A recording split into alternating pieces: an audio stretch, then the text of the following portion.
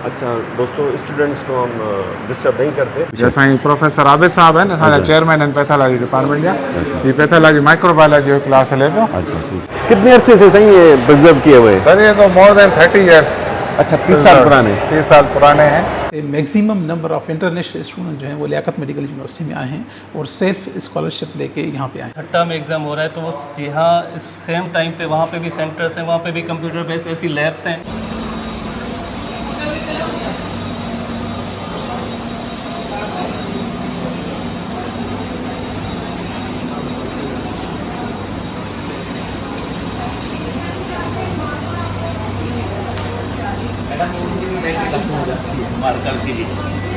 बिस्मिल्लाहिर्रहमानिर्रहीम। अस्सलाम वालेकुम दोस्तों, हम मौजूद हैं दर्स गांव के शहर, हवाओं के शहर जामशोरो में। हमने एक सिलसिला शुरू किया है कि जामशोरो की यूनिवर्सिटीज़, जिसमें सिंध यूनिवर्सिटी है, मेहरान यूनिवर्सिटी है और लम्स, उनकी क्या स्टोरी है, आपको इनसाइड स्टोरी बताएं। तो आज शुरुआत कर रहे हैं लम्स से। आज हम लम्स को विज़िट करेंगे।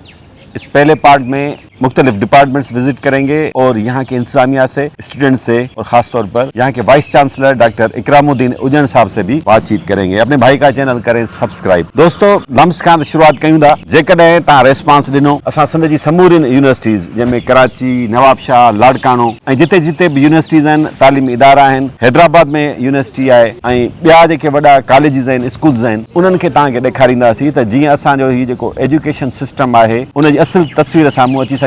तो शुरू कयूं था लम्स खां। दोस्तों लम्स यूनिवर्सिटी जामशोरो जे MBBS प्रोग्राम जे एकेडमिक ब्लॉक में मौजूद आहियूं। साईं फ़हीम मेमन साहब आहे, एडिशनल डायरेक्टर आहे एकेडमिक्स। साईं खे मूं रिक्वेस्ट कई आहे त कैंपस MBBS प्रोग्राम जा क्लासरूम्स ऐं कुछ लैब्स विजिट कराए। साईं छा हाल आहे? ख़ुशि आहियो? ठीक है साईं, तव्हां ठीकु आहे साईं? अल्हम्दुलिल्लाह। हिते ताईं MBBS प्रोग्राम में केतिरा स्टूडेंट्स हींअर इनरोल्ड आहिनि? असां वटि तक़रीबन 350 स्टूडेंट्स पर बैच इनरोल्ड आहिनि। अच्छा, टोटल तक़रीबन 2000 2000 थी वेंदा। 2000 कैंडिडेट थी वेंदा। असां टोटल 5 बैचेस आहिनि। लम्स में हर साल केतिरियूं सीटूं जनरेट थियनि थियूं MBBS प्रोग्राम तोड़े ॿियनि प्रोग्राम्स में? असां वटि 350 आहिनि MBBS जूं, 350 ऐं 100 असांजो आहिनि BDS जूं सीटूं आहिनि।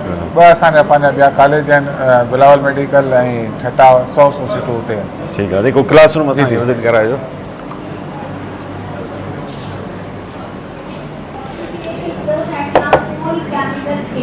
हींअर असां पैथोलॉजी लेक्चर हॉल में मौजूदु आहियूं। असांजा ही 3rd ईयर जा स्टूडेंट्स आहिनि जिन जो कम्युनिटी मेडिसिन जो क्लास हले पियो। ठीकु आहे, भले क्लास हलणु ॾियो, पाण वधीक डिस्टर्ब नथा कयूं। MBBS प्रोग्राम में केतिरा टोटल डिपार्टमेंट्स आहिनि? सर असां वटि बेसिक जा 7 डिपार्टमेंट आहिनि ऐं पोइ वरी तक़रीबन 13-14 असांजा क्लिनिकल डिपार्टमेंट्स। असां लैब्स जा क्लास असां एंड में रखंदा आहियूं, 1 खां 3 ताईं। विच वारो टाइम लेक्चर जो थोरो स्टूडेंट फ्रेश हूंदा आहिनि। दोस्तों डॉक्टर फ़हीम मेमन साहब सां असां मुख़्तलिफ़ सेक्शंस, लेक्चर हॉल्स विजिट कयूं पिया। ये लैब आहे साईं, छाजी लैब आहे? BDS लैब चवंदा आहियूं। BDS lab. हिते BDS जा मुख़्तलिफ़ प्रैक्टिकल्स, मुख़्तलिफ़ क्लासिस हुननि जा सही आहे, हिते कराईंदा आहियूं।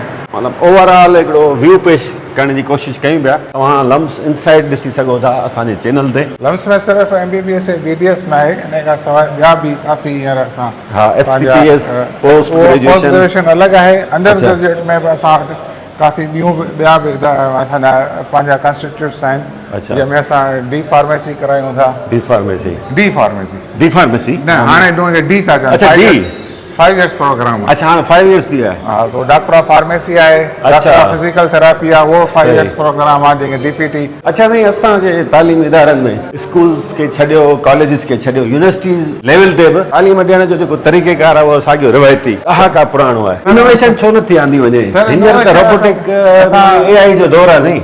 इनोवेशन्स कयूं आहिनि। असां सिर्फ़ु हाणे रवायती उहो उन ते टीचिंग ते कोन था हलूं जी। असां हिते प्रैक्टिकली बि स्टूडेंट्स खे करायूं था। हीअ असांजो फार्माकोलॉजी डिपार्टमेंट आहे, हीअ असांजी फार्माकोलॉजी जी लैब आहे जी। हिते दोस्तों असां कोशिशि कई त स्टूडेंट्स खे डिस्टर्ब न कजे, तव्हांखे रुगो हॉल्स ॾेखारिजनि, सेक्शन्स ॾेखारिजनि। बाक़ी त वॾो टाइम खपे, हफ़्ता खपनि तव्हांखे सॼो तइलीमी इदारो हिकु हिकु शइ विज़िट कराए ॾेखारण लाइ। ये ॿियो बि लेक्चर हॉल आहे, 3 ईयर क्लास हलंदो हूंदो। हलो सर, विजिट कराए था। जैसा ही प्रोफेसर आबिद साहब आहिनि असांजा चेयरमैन आहिनि पैथोलॉजी डिपार्टमेंट जा। ये पैथोलॉजी माइक्रोबायोलॉजी जो क्लास हले पियो। अच्छा ठीक। दोस्तों लम्स यूनिवर्सिटी के एनाटॉमी डिपार्टमेंट में मौजूद हैं। ये आप देख सकते हैं ओरिजिनल इंसानी बॉडी पार्ट्स हैं। ये केमिकल में प्रिजर्व किए गए हैं और बहुत अरसे से हैं। काफ़ी अरसे से अब दुनिया में रूल है कि ओरिजिनल इंसानी बॉडी पे मेडिकल के तजुर्बा नहीं किए जाते। कितने अरसे से सही ये प्रिजर्व किए हुए हैं? सर ये तो मोर देन 30 ईयर्स।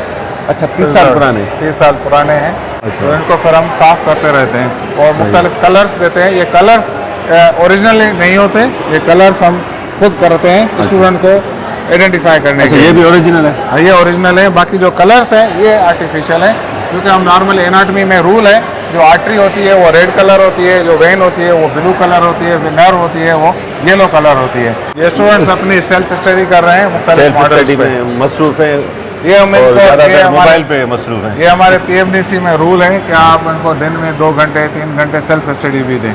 आजकल कैसे मेडिकल की तालीम के लिए तजुर्बात किए जाते पहले हैं? ये डमीज पे दिखाते हैं डमीज। या वीडियोस दिखाते हैं। मुख्तलिफ मॉडल्स हैं हमारे हार्ट के, लंग्स के। हमारे पास बहुत सारे डमीज, बहुत सारे मॉडल्स हैं। दोस्तों एक स्टूडेंट है बखर जमाली, जो अब्दुल समी जमाली कहिड़ी ईयर जा है? हाँ, second year MBBS। Second year MBBS। जी। कीअं हिते जो माहौल पढ़ाई जे मयार मां तव्हां केतिरो मुतमिन आहियो? अलहमदिल्ला फुली सेटिस्फाइड आहियूं। हिते ज़बरदस्त क्लासिस थींदा आहिनि ऐं गर्मियुनि जे हिसाब सां हिते एसियूं आहिनि सफ़ा ज़बरदस्त, ऐं फैकल्टी सफ़ा कोऑपरेटिव आहे। कॾहिं बि को कमु वग़ैरह हूंदो आहे, का शइ सम्झ में न ईंदी आहे त हिते ऑफिस में न साईं वारा कोऑपरेटिव हूंदा आहिनि। दोस्तों लम्स के एकेडमिक ब्लॉक में जैसे ही इंटर होते हैं तो बिल्कुल सामने ही सेंट्रल म्यूजियम हॉल है, इसको हम विजिट करते हैं। ये असांजी पूरी हिस्ट्री आहे। हिस्ट्री है 1881 में ही यूनिवर्सिटी 1881 ही कॉलेज ठहियो। मुझे गाना ये बिल्डिंग सिविल हॉस्पिटल हैदराबाद आ रही है हैदराबाद उते शुरू उतां थियो। स्टार्ट थी। पोइ वरी हीअ बिल्डिंग 1951 में ठही आहे, अच्छा, 1951 मेडिकल कॉलेज। 1951 में ये बिल्डिंग बनी थी। उससे पहले 1881 में सिविल हॉस्पिटल हैदराबाद की जो बिल्डिंग है वहाँ से कॉलेज का स्टार्ट हुआ और बाद में इसको लियाकत मेडिकल कॉलेज का नाम 2001 दिया गया में यूनिवर्सिटी बनी है और 2001 में यूनिवर्सिटी का दर्जा दिया गया। उसके बाद ये मुख्तलिफ हमारे डिपार्टमेंट्स इसमें बनते गए हैं सही है। और मुख्तलिफ हॉस्टल्स हैं। ये हमारी पूरी, ये हमारा लेटेस्ट एग्जामिनेशन डिपार्टमेंट है। ये जी, इसको विजिट किया हमने। ये मुख्तलिफ असांजा इंस्ट्रूमेंट्स हैं, फॉरेंसिक मेडिसिन में यूज़ थींदा आहिनि। कहा जा रहा है कि ये सेंटर इम्तिहानी मरकज़ जदीद बुनियादों पर बनाया गया है। देखते हैं ये किस तरह काम करता है। इंसामिया से यहाँ पर बातचीत करेंगे। इंसामिया के मुताबिक यहाँ पर चीटिंग का कोई कॉन्सेप्ट ही नहीं है। ये एग्जामिनेशन सेंटर किस तरह काम करता है हम इसको डिटेल में विजिट करते हैं। सिकंदर मंगरू साहब डिप्टी कंट्रोलर एग्जामिनेशन से बातचीत करते हैं। Thank you very much sir, thank you for coming. Thank you sir.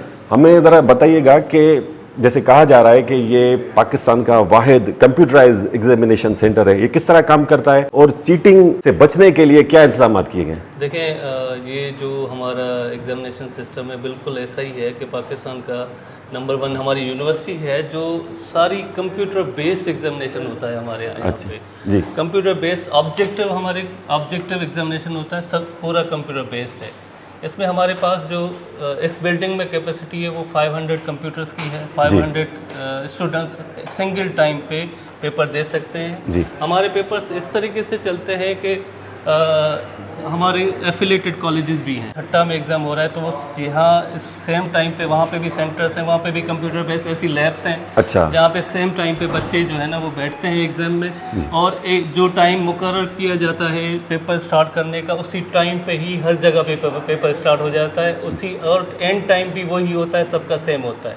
ठीक। हमारा जो आपने कहा कि मॉनिटरिंग सिस्टम कैसा है, हमारा देखें पूरा CCTV जो है ना मैं आपको दिखा देता हूँ वो भी मॉनिटरिंग सिस्टम कैसे है। CCTV हमारी जो है ना वो लगी हुई है कॉलेजेस में। प्लस आप यहाँ पे देखेंगे, आपका कैमरा मैन अगर दिखा सके तो हमारे चारों कॉर्नर्स पे कैमरा लगे हुए हैं, बड़े हाई रिजोल्यूशन कैमरा है। दोस्तों सिंध के अंदर एजुकेशनल इंस्टीट्यूशंस पर बहुत तनकीद होती है, प्राइमरी लेवल से लेकर अपर लेवल तक इदारों की सूरत हाल कोई अच्छी नहीं है। बड़ा दुख होता है, बड़ी दुखदायक सूरत हाल होती है। खासतौर पर जो हमारी प्राइमरी एजुकेशन है उसको तो तबाह करके रखा हुआ है। यूनिवर्सिटीज़ की भी हालत पर तनकीद होती है, इसी इदारे पर भी तनकीद होती है लम्स में। लेकिन कुछ चीज़ें बेहतर भी हुई हैं। तो ये व्लॉग बनाने का मकसद ये है कि हम देखने की कोशिश करेंगे और आपको भी बताने की कोशिश करेंगे कि इस जदीद दौर में खासतौर मेडिकल एजुकेशन में क्या जिद्दत लाई जा रही है। AI और रोबोटिक का दौर है, मेडिकल एजुकेशन भी उस तरफ बढ़ रही है। तो हमारे इदारे कहाँ पर हैं? हमारे सिंध के तालीम इदारे कहाँ पर हैं, ख़ास तौर पर एक मेडिकल यूनिवर्सिटी। तो न्यू लाइब्रेरी लम्स में हम मौजूद हैं। कहा जाता है कि ये state of the art library है। अंदर क्या है? अस्सलाम वालेकुम। मोहम्मद यासिर जी सर। ये न्यू लाइब्रेरी के लाइब्रेरियन हैं। इनको हमने रिक्वेस्ट की है कि हमें लाइब्रेरी विज़िट कराएं और डिटेल्स बताएं। न्यू लाइब्रेरी तो बन गई, जी सर। क्या ख़ास बात है इस लाइब्रेरी में? सर हमारी लाइब्रेरी बिल्कुल कंप्यूटराइज लाइब्रेरी है और बिल्कुल डिजिटल लाइब्रेरी है। RFID सिस्टम है, जिससे मतलब हम अपने स्टूडेंट का in out check management system है। QR कोड है। QR code. QR कोड किस तरह काम करता है, किस तरह स्टूडेंट इससे फ़ायदा हासिल कर सकते हैं? सर हमारे हर बुक में QR कोड है, इसलिए कि अगर स्टूडेंट को सॉफ्ट कॉपी चाहिए तो हमारा QR कोड स्कैन करेगा तो वो पूरा बुक उसके पास PDF में अपने मोबाइल में, लैपटॉप में खुल सकता है। जी जी। लेकिन बुक्स तो बहुत ही कम है, ये शेल्फ खाली नज़र आ रहे हैं हाँ ना? सर, अभी हमारे पास जो है 1300 बुक्स की अभी अवेलेबल है। 1300 बुक्स हैं। और इसके बाद अभी हमने बुक्स की डिमांड की है, वो इंशाल्लाह अभी हमारे पास आ जाएंगे। अच्छा, ये यूनिवर्सिटी ने खुद बनाई है या किसी कहीं और से फंड्स आए हैं इसके लिए? सर ये HEC का प्रोजेक्ट था। HEC? जी जी, हायर एजुकेशन कमीशन का। जी। अच्छा दोस्तों, स्टूडेंट्स को हम डिस्टर्ब नहीं करते। एट ए टाइम कितने स्टूडेंट्स बैठ सकते हैं लाइब्रेरी में? सर 200 स्टूडेंट की हमारे पास कैपेसिटी है। कैपेसिटी है, ठीक है, चलो। हमारे पास जो है माशाल्लाह ये जो 200 चेयर्स हैं ना वो फुल हो जाती हैं। किसी एक स्टूडेंट को थोड़ा डिस्टर्ब करते हैं, उनसे पूछते हैं कि वो क्या कहते हैं इस न्यू लाइब्रेरी के बारे में। अदा छाला बा जी है, बैठा हो जाओ। छानाला कहाँ प्रतीक कुमार प्रतीक? जी। अच्छा, कहिड़ी ईयर जा स्टूडेंट आहियो? सेकेंड ईयर MBBS तव्हां हिते जामशोर हैदराबाद जा आहियो किथां ॿाहिरि जा? हैदराबाद जाए। कॾहिं खां विज़िट कयो पई लाइब्रेरी? फर्स्ट ईयर में एडमिशन थे तॾहिं खां। अच्छा, तॾहिं जी खां सर। डेली बेसिस ते ईंदा आहियो? न डेली बेसिस ते न, कॾहिं कॾहिं पंहिंजी लाइब्रेरी आहे उते सेंट्रल उन्ही में पढ़ंदा आहियूं। Central library? जी सर। यूनिवर्सिटी जी? यूनिवर्सिटी जी। जेका पुरानी लाइब्रेरी हिन में कहिड़ो फ़र्क़ु आहे? त फ़र्क़ु त इहो आहे, हिते उते डिस्टर्बेंस वग़ैरह थिए थी, वाईफाई वग़ैरह अवेलेबल आहे, त उते छोकिरा आहिनि उहे मोबाइल हलाइनि था। अच्छा। हिते वाईफाई जी सहूलियत न आहे, हिते पंहिंजो फोकस थिए सघे थो, स्टडी सवली थी सघे थी। सही जी है, हा। मोबाइल यूज़ जो मोबाइल जो यूज़ यूज़ न आहे त हिते सवली पढ़ाई थिए थी, कोई डिस्टर्बेंस बि न आहे हिते।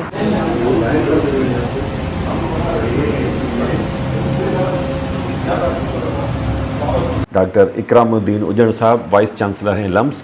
इनसे बातचीत करते हैं और इदारे के बारे में मज़ीद तफसीलात जानते हैं। बहुत शुक्रिया डॉक्टर साहब, हमें वक्त दिया आपने। हम अगर करंट स्टेटस की बात करें, लम्स कहाँ पर मौजूद है? मुख्तलिफ रैंकिंग्स होती हैं, एक इंटरनेशनल रैंकिंग और नेशनल रैंकिंग। इस वक्त जो लियाकत मेडिकल यूनिवर्सिटी है, लास्ट ईयर जो हमने टाइम्स हायर इसमें क्वालिटी एश्योरेंस में हमने जो अप्लाई किया था, तो 100 से 200 के दरमियान हमारी कैटेगरी है।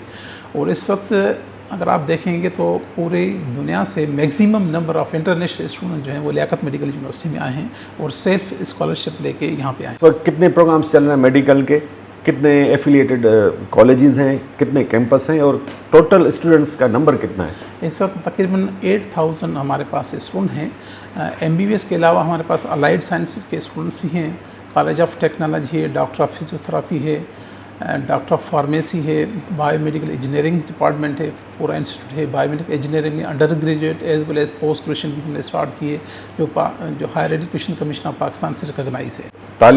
तालीमी मैदान में भी जिद्दत आती जा रही है हर शोबे की तरह। मेडिकल के शोबे में भी रोबोटिक टेक्नोलॉजी और AI टेक्नोलॉजी शामिल हो चुकी है। तो इस हवाले से अगर जायज़ा लें हम, यहाँ पर कितनी पेशरफ्त हुई है जदीद तालीम के हवाले से? यहाँ पे अगर आप देखेंगे हमारी यूनिवर्सिटी इस वक्त फुली कंप्यूटराइज पेपरलेस है। हमने स्टूडेंट्स की रजिस्ट्रेशन से लेकर उनका एग्जामिनेशंस और उनके पोर्टफोलियो सब जो है ना ऑटोमेशन में आ गए हैं। हमारी स्टूडेंट की रजिस्ट्रेशन और फीस वगैरह जितनी भी सबमिट होती हैं वो ऑनलाइन सबमिट होती हैं, और उसके साथ साथ हमारा जो एग्जामिनेशन डिपार्टमेंट है वो पेपरलेस है। पाकिस्तान में ये पहली पब्लिक सेक्टर यूनिवर्सिटी है जिसके पास पेपरलेस एग्जामिनेशन सिस्टम है। 500 से लेकर 3000 स्टूडेंट तक हम एग्ज़ाम लेते हैं और किसी भी बच्चे को पेन, कागज़ या पेपर लेके नहीं जाना पड़ता है, और जैसे एग्ज़ाम ख़त्म होता है तो विद इन फ्यू मिनट्स में उनका रिज़ल्ट आ जाता है। अच्छा, लम्स में कितना % तादाद सिर्फ सिंध के स्टूडेंट्स का है और बाहर के स्टूडेंट्स कितने % है यहाँ पर? हमारे पास जो सीटें हैं सिंध में वो गवर्नमेंट ऑफ सिंध और हेल्थ डिपार्टमेंट की तरफ से बाइफरकेट हुई भी होती हैं, जिसमें 350 हमारे पास MBBS की सीटें हैं, उसमें 300 समथिंग जो है ना वो हमारे सिंध के बच्चों के लिए हैं, बाकी कुछ जो है ना वो PTAP के लिए हैं 15 सीटें, और फिर 10 सीटें इंडियन ऑक्यूपाइड कश्मीर के लिए हैं।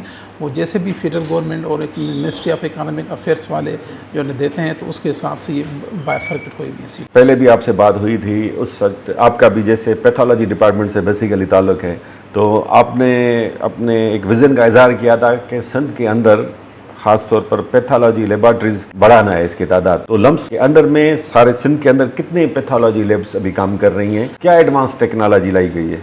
हमारी जो डायग्नोस्टिक रिसर्च लैब्स हैं ये college of physician and surgeon से 3 डिपार्टमेंट्स के एक्रेडिट हैं।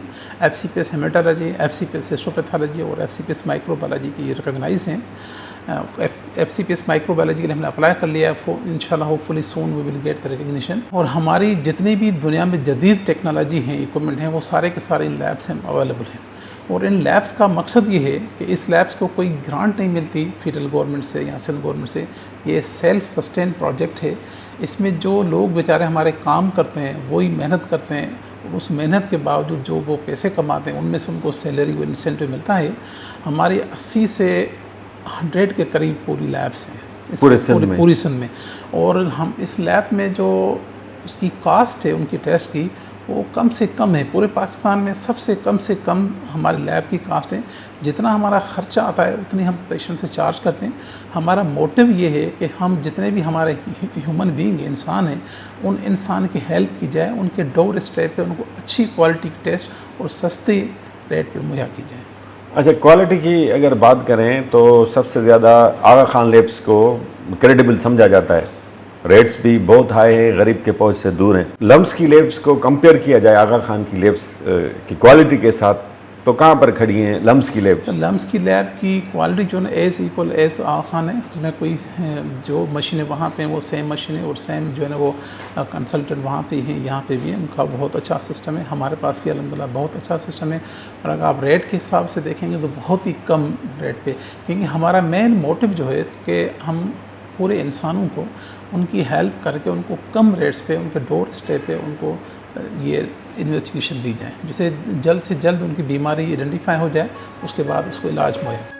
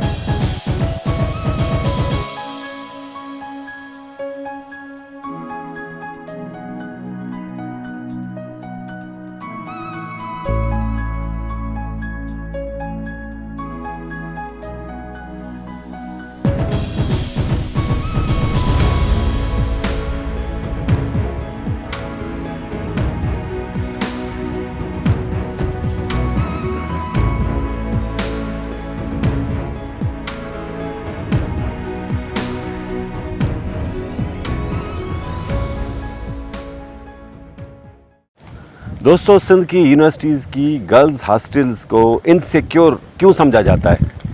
जामशोरो हो या लाड़काना, काफ़ी वाक़यात पेश आ चुके हैं गर्ल्स हॉस्टल्स के अंदर। इस वक्त हम मौजूद हैं लम्स की गर्ल्स हॉस्टल में। ये कितना सिक्योर है, क्या सहूलियात है स्टूडेंट्स को, हम बातचीत करेंगे डॉक्टर रूमिला शाहन से। ये हॉस्टल की हैं प्रोवोस्ट। अस्सलाम वालेकुम अदी। हिते तव्हां गर्ल्स जी सिक्योरिटी लाइ कहिड़ा बंदोबस्त कया आहिनि, उन्हनि खे सहूलियतूं ॾियण जे हवाले सां? इहे पिणु शिकायतूं हूंदियूं आहिनि त गर्ल्स खे, ख़ासि तौर बॉइज़ त वधीक शिकायतूं कनि था, पर गर्ल्स बि शिकायतूं कनि थियूं त हॉस्टल्स में सहूलियतूं न हूंदियूं आहिनि। अल्हम्दुलिल्लाह काफ़ी शयुनि जी सहूलियतूं मौजूदु आहिनि। असां वटि 24 आवर्स गार्ड्स जी सहूलियत हर वक़्तु जेके मौजूदु आहिनि। फीमेल गार्ड्स बि असां वटि मौजूदु हूंदा आहिनि, असां वटि मेल गार्ड्स बि मौजूदु हूंदा आहिनि। अच्छा, फीमेल गार्ड्स भी आहिनि? जी जी बिल्कुलु। ये बैडमिंटन कोर्ट है? जी अदा, ये बैडमिंटन कोर्ट अथव, ये असांजी पवेलियन ठहियल आहे। अच्छा। जिते असां बाक़ाइदा एनुअल जेके असां वटि थींदा आहिनि गेम्स कॉम्पिटिशन्स उहे थियणा आहिनि। अद ही छा है? अदा ही असांजी पवेलियन अथव। अच्छा। ये ॿ असांजी पवेलियन अवेलेबल आहिनि। हिते असांजी बास्केटबॉल जी बि मैचेस थींदियूं आहिनि ऐं अच्छा। बैडमिंटन मैचेस बि।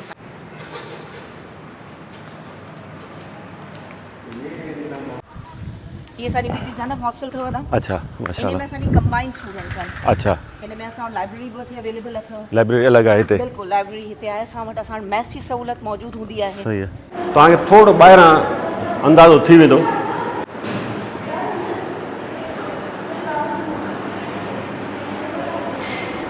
दोस्तों, लम्स के इस मेडिकल रिसर्च सेंटर को विज़िट करते हैं। ये हाल ही में बना है office of the research innovation and commercialisation.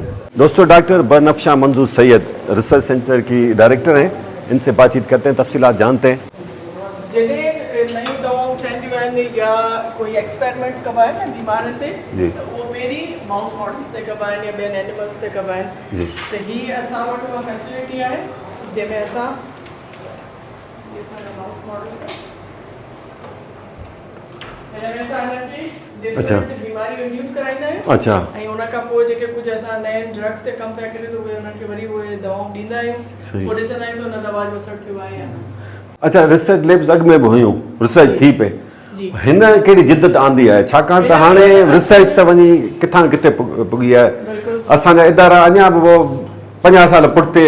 न बिल्कुल भी नहीं, ये कोने I don't agree with that because ही जेके है ना ही तमाम एडवांस रिसर्च है। अच्छा। ही बिल्कुल वही है जीअं अमेरिका इंग्लैंड और जी यूनिवर्सिटीज़ में थिए थी। हिन में असांजे कुछ कोलैबोरेटिव प्रोजेक्ट्स आहिनि जेके इंटरनेशनल यूनिवर्सिटी सां कोलैबोरेशन में आहिनि। अच्छा, कहिड़े इंटरनेशनल यूनिवर्सिटी सां तव्हांजी कोलैबोरेशन आहे? मेडिकल यूनिवर्सिटी सां कोलैबोरेशन आहे। हिकिड़ा असांजो ऑक्सफोर्ड यूनिवर्सिटी सां आहे। ऑक्सफोर्ड यूनिवर्सिटी सां बि कोलैबोरेशन? जी जी जी बिल्कुल। ही असांजा डिफरेंट सिस्टम्स आहिनि जंहिंमें असां हिननि एनिमल्स खे उन में ट्रैक ॾिसंदा आहियूं त हिन जो मूवमेंट हिननि सभिनी शयुनि जा हिननि जी डिफरेंट एक्सपेरिमेंट्स कंदा आहियूं। हिन जो असांखे ड्रग जो लाइसेंस है drug regulatory authority of Pakistan. अच्छा। फेज़ 3 फेज़ 4 जा असां हिते ट्रायल्स करे सघूं था। अच्छा। त हिते असां फेज़ 3 में जॾहिं ट्रायल कंदासीं त उन खां पोइ ड्रग मार्केट थींदी आहे। अच्छा। त ही असां वटि उहा फैसिलिटी आहे जेका हिते असांजे रीजन में सिर्फ़ु लंच में आहे। अच्छा, जी ठीक। ये असां वटि हाईटेक फ्रीज़र्स आहिनि। अच्छा। जेके उहे ई साॻिया आहिनि जेके अमेरिका इंग्लैंड में यूज़ थींदा आहिनि। लास्ट ईयर ऐं हुनखां लास्ट ईयर त ही ब्रॉन्ज ऐं सिल्वर मेडल। केतिरा स्टूडेंट्स वञनि था हर साल? हर साल असां 5 खां 6 स्टूडेंट। 5-6 वञनि था। सही। दोस्तों, लम्स जी फैकल्टी जे बारे में मालूमात वठंदासीं त मयार जे बारे में त कहिड़े मयार ते बीठल आहे उहे रिज़ल्ट्स ॿुधाईंदा। बहरहाल फैकल्टी केतिरी आहे साईं सां ॻाल्हि ॿोल कयूं था। डायरेक्टर एकेडमिक्स आहे डॉक्टर मंजूर लाखेर साहब। साईं ॿुधाइजो फैकल्टी जे बारे में, लम्स जी केतिरी फैकल्टी आहे ऐं डिपार्टमेंट्स केतिरा आहिनि हिन वक़्तु? साईं, लम्स जेका आहे अल्हम्दुलिल्लाह असांजे पब्लिक सेक्टर यूनिवर्सिटीज़ में तमामु वॾी यूनिवर्सिटी आहे। पब्लिक सेक्टर यूनिवर्सिटीज़ में असांजा 3 जेके असांजा कॉन्स्टिट्यूट कॉलेजिस जेके आहिनि जंहिंमें असांजो लिम्स जेका ठट्टा जेको मेडिकल कॉलेज आहे या बिलाल मेडिकल कॉलेज, इहे असांजा कॉन्स्टिट्यूट कॉलेज आहिनि। ऐं असांजी यूनिवर्सिटी सां एफिलेटेड जेके आहिनि जंहिंमें इंडस मेडिकल कॉलेज आहे ऐं मोहम्मदी मेडिकल कॉलेज आहे, इहे त असांजी यूनिवर्सिटी जा एफिलेटेड ऐं कॉन्स्टिट्यूट कॉलेज आहिनि। असां वटि अल्हम्दुलिल्लाह हिकिड़ो असांजो MBBS जो सेक्शन आहे जंहिंमें मुख़्तलिफ़ डिपार्टमेंट्स आहिनि, जंहिंमें बायोकेमिस्ट्री आहे, फिजियोलॉजी आहे, pharmacology, pathology, department of community medical health sciences आहे। ऐं उनखां अलावा असांखे डेंटल जो मुकमिल असांजो शोबो आहे जंहिंमें मुख़्तलिफ़ डिपार्टमेंट्स आहिनि।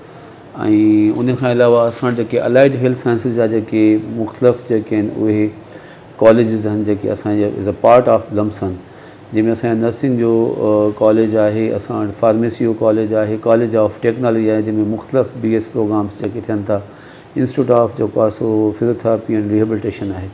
सो अल्हम्दुलिल्लाह असां वटि फैकल्टी डिपार्टमेंट्स ऐं उन में जेका फैकल्टी आहे उहा हाईली प्रोफेशनल आहे, हाईली कैपेबल आहे ऐं वेल एजुकेटेड आहे ऐं अल्हम्दुलिल्लाह very much regular and competent faculty आहे।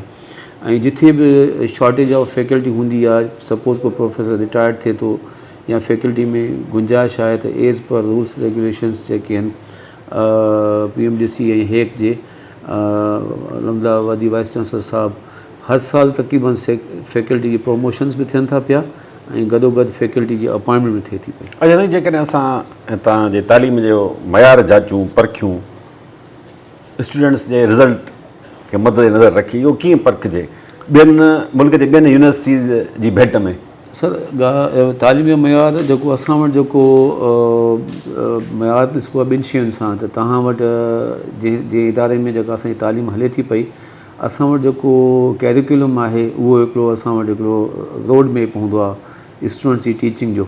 असां वटि जेको कैरिकुलम आहे, असां वटि हीअ जेका बैच जेका हाणे पास आउट करे वई आहे, उहा बैच हुई जेका 5 साल इंटीग्रेटेड मॉड्यूलर सिस्टम जी जेका आहे पहिरीं बैच हुई जेका 5 सालनि खां हुई। हाणे उनखां पोइ असां सीक्वेंस में ॿियूं बैच अचनि थी पियूं। ऐं इहो जेको मॉड्यूलर जेको इंटीग्रेटेड मॉड्यूलर जेका कैरिकुलम आहे, इहो अलहमदिल्ला असां वटि फुली 100% जेको आहे एप्लीकेबल हुयो ऐं जेके पब्लिक यूनिवर्सिटीज़ में तमामु घटि यूनिवर्सिटीज़ में हूंदो आहे। ऐं उन में असांजे ॿारनि जी जेका रेगुलर पंचुअलिटी आहे उहा बि अप टू द मार्क आहे।